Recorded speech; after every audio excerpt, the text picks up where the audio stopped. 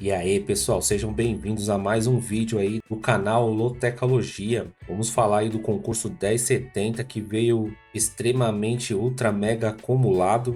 Veio acumulando o prêmio do 1068, da Loteca 1069 e agora da Loteca 1070 porque é final zero. Tava com o vídeo pronto para subir ontem, mas aí por erros operacionais eu não consegui subir esse vídeo, até peço desculpa aí. Mas no vídeo eu ainda falava que seria muito difícil alguém acertar os 14 pontos. Mas sem enrolação, vamos aí para os nossos números, vamos acompanhar aí o que tem aí. Vamos tentar destrinchar e dar os melhores palpites. Lembrando que esse aqui é o primeiro palpite, mas é mais para a gente ter uma base e o próximo vai ser aquele vídeo mais refinado, ou no máximo 3 duplos. O importante desse vídeo aqui é prestar atenção nos números, né? Nas informações e nos históricos das últimas partidas das equipes aqui. Vamos falar aí do jogo 1, Grêmio e Atlético Mineiro. Grêmio é o terceiro colocado, ganhou 8 partidas, empatou 2, perdeu 4, tem 24 gols marcados e sofreu 20. O Atlético Mineiro ele é o 12º, ganhou 5 partidas, empatou 5, perdeu 4, tem 18 gols marcados e sofreu 14. O confronto direto entre eles está assim: 5 vitórias do Grêmio, 1 empate e 2 vitórias do Atlético Mineiro. Na classificação do campeonato, o Grêmio está com 26 pontos e o Atlético Mineiro está com 20 pontos. A base das equipes aí tá vindo de derrotas nos seus últimos jogos. E o engraçado aqui é que o Grêmio, mesmo sendo o terceiro colocado e o Atlético Mineiro sendo o 12º, a diferença de pontos entre eles é apenas 6. Pra ver como o campeonato tá bem disputado. Nessa primeira partida, eu vou colocar uma vitória no Grêmio e um empate, porque o Atlético Mineiro também tá empatando bastante no campeonato, né? São 5 empates. Apesar que nos históricos aqui do confronto, eles não têm muito empate, mas o Atlético Mineiro, ele tá empatando muito. Então, por esse motivo, eu vou colocar um empatezinho aqui na coluna do meio. Jogo 2, Flamengo e América. Flamengo tá na segunda posição, ganhou 8 partidas, empatou 3, perdeu 4, tem 27 gols marcados e sofreu 18. Já o América, ele é o 20º colocado, ganhou 2, empatou 3, perdeu 9, tem 16 gols marcados e sofreu 32 gols. No confronto direto entre eles, 4 vitórias pro Flamengo, 2 empates e nenhuma vitória do América nessas últimas partidas aí. Já na classificação do campeonato, a pontuação tá assim: Flamengo segundo com 27 pontos, o América é o 20º com 9 pontos. O Flamengo tá vindo de 2 empates consecutivos e o América tá vindo de uma derrota e um empate. Esse jogo aqui, só de olhar o retrospecto dos números e o Flamengo jogando em casa contra o América, nesse caso aqui eu vou de Flamengo seco. Esse campeonato tá tão surpreendente que uma vitória do América aqui, ou até mesmo um empate, não seria nada surpreendente, viu? Mas olhando os números e o Flamengo jogando em casa, vai de Flamengo mesmo e vamos ver o que vai dar. Jogo 3, Palmeiras e Fortaleza. Palmeiras é o 6º colocado, ganhou 6 partidas, empatou 7, perdeu 2. Fez 25 gols e tomou 13. Já o Fortaleza, ele é o 9º colocado, ganhou 6, empatou 5, perdeu 4, tem 16 gols marcados e sofreu 12. No confronto direto entre eles, 5 vitórias para o Palmeiras, 1 empate e 4 vitórias para o Fortaleza. Na classificação do campeonato tá assim: Palmeiras é o 6º com 25 pontos, Fortaleza é o 9º com 23 pontos. É o mesmo caso aqui do jogo do Grêmio. Uma vitória do Fortaleza, o Fortaleza já passa o Palmeiras, é um confronto direto. O Palmeiras, mesmo jogando em casa, esse jogo ele tá meio estranho, porque tá rondando aí uma pequena crise no Palmeiras, né? Para mim, eu não vejo razão, mas alguns torcedores estão reclamando muito da diretoria.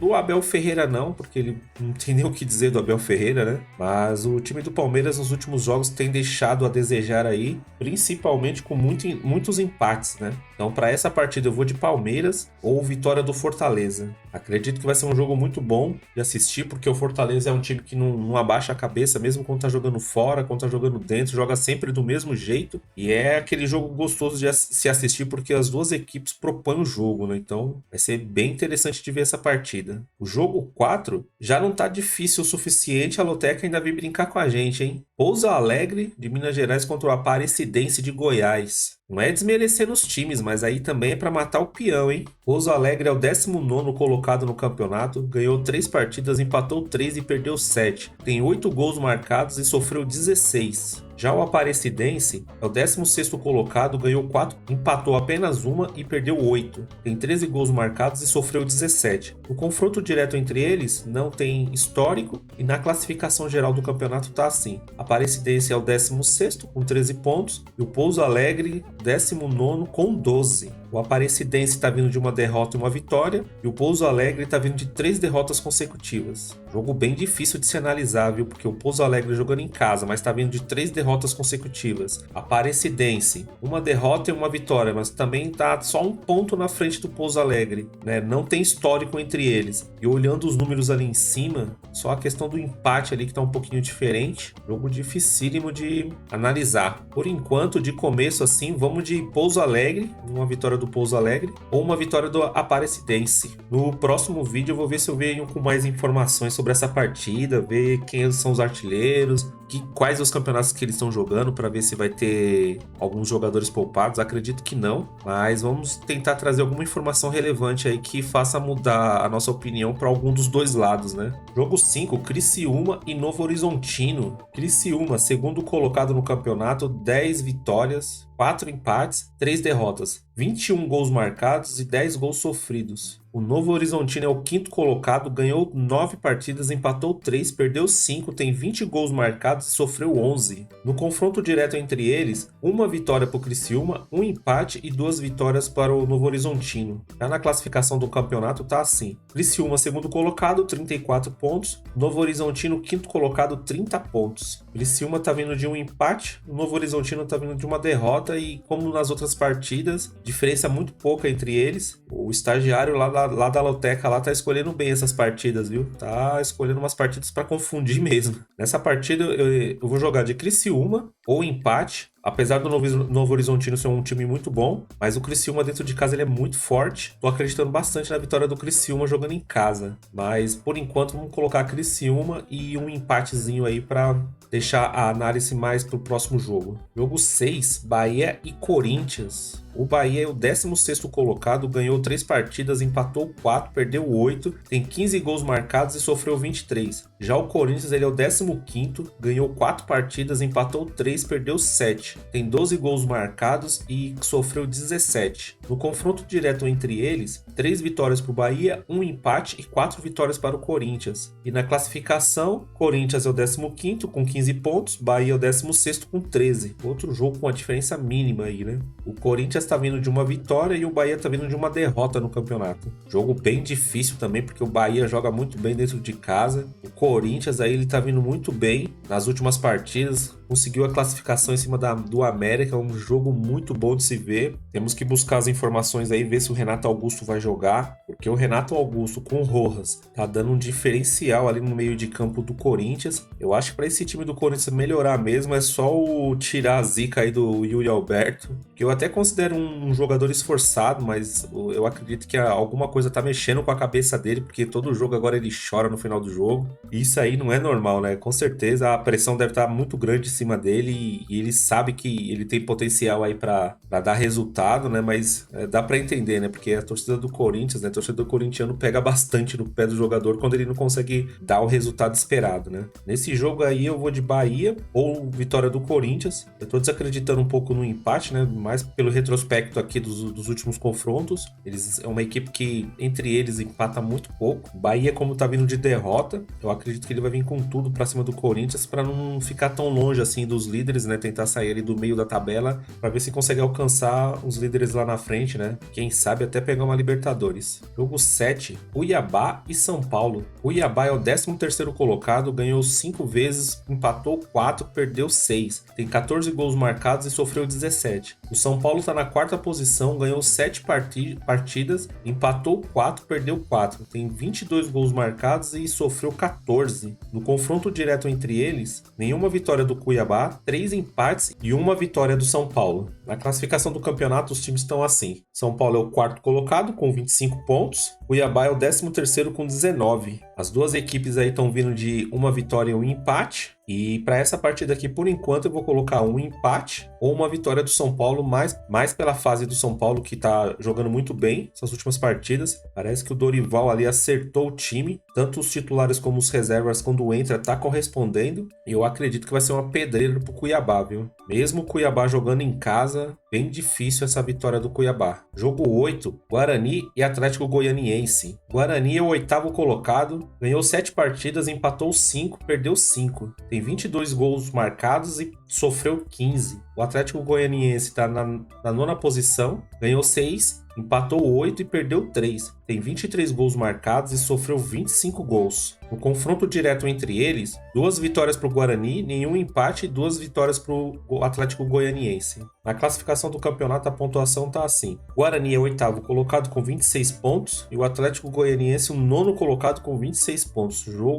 Mais um jogo aí de confronto direto. Esse jogo aqui vai ser um jogo muito bom também, porque o Atlético Goianiense na sua última partida jogou muito bem, acabou ganhando de 3-1, um jogo bem convincente. E o Guarani é um time que joga bem em casa, costuma dar muito trabalho para os visitantes, mas também é um time meio de lua, né? Naquele dia que a gente aposta no Guarani na Lotec, ele acaba dando para trás aí e deixa a gente na mão. Mas nessa partida eu tô acreditando na vitória do Guarani e também eu vou de empate, viu? Porque é um confronto direto, provavelmente a torcida vai encher o estádio para assistir essa partida. E como ali nos números eles são muito parecidos, apenas no empate ali o Atlético Goianiense vem empatando mais, é bem capaz do Guarani levar essa partida aí. Jogo 9, Juventude e Ceará. Juventude é o sétimo colocado, ganhou 8 partidas, empatou 2 e perdeu 7. Tem 20 gols marcados e tomou 18. Já o Ceará ele é o décimo colocado, ganhou 7, empatou 4, perdeu 6, tem 20 gols marcados e sofreu 20. No confronto direto entre eles, uma vitória para o Juventude, um empate e 2 vitórias para o Ceará. A classificação do campeonato tá assim: Juventude é o sétimo colocado com 26 pontos, o Ceará é o décimo colocado com 25. Mais um jogo aí de disputa direta, né?